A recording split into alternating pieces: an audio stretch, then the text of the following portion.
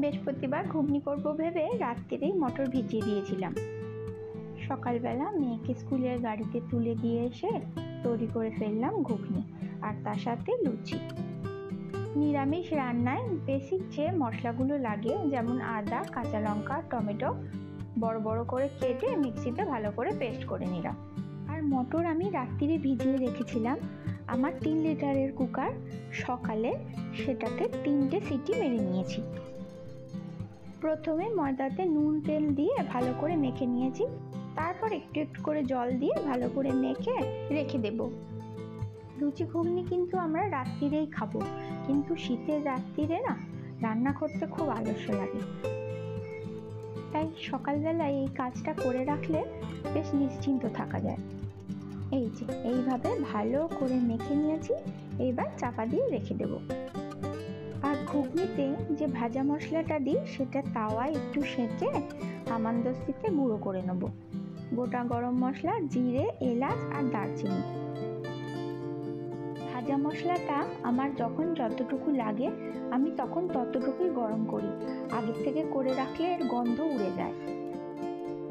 এবার কড়াই তেল দিয়ে তেল গরম হলে তাতে গোটা গরম মশলা, জিরে ফোড়ন দিয়ে যে কাঁচা লঙ্কা, আদা আর টমেটো পেস্ট করেছিলাম সেটা দিয়ে কিছুক্ষণ কষাবো। তারপর এর মধ্যে একে একে গুঁড়ো মশলাগুলো, হলুদ, লঙ্কা, জিরে গুঁড়ো আর নুন দিয়ে ভালো করে মিশিয়ে নেব।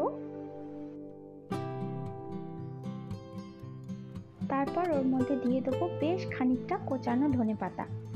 ধনেপাতা শেষে দিলেও ভালো লাগে, কিন্তু যেহেতু ছোট মেয়েটা আমার খেতে চায় না, মুখে যদি ধনেপাতা পড়ে তাহলে খুব বিরক্ত হয়, ওর জন্য আগে দিয়ে ভালো করে ভেজে নেবো যাতে নরম হয়ে যাবে পাতাগুলো।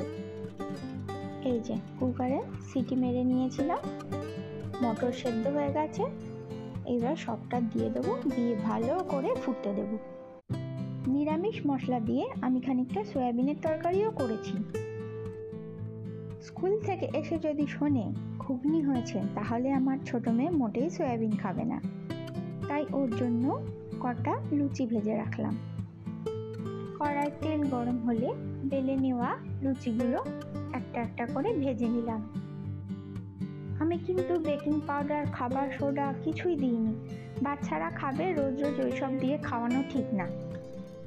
ময়দা একটু টাইট টাইট করে মেখে কিছুক্ষণ রাখলেই লুচি সুন্দর ফুলে যায়, এর জন্য কিচ্ছু করা লাগে না।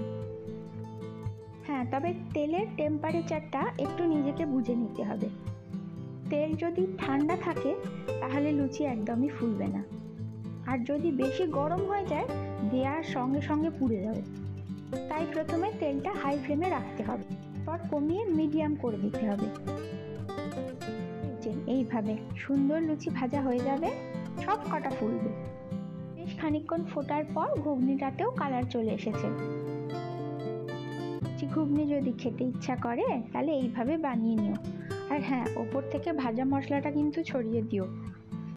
যাদের ঘুগনি একটু টকটক ভালো লাগে তারা এর ওপরে লেবুর রস বা তেঁতুলের জল দিয়ে নিও।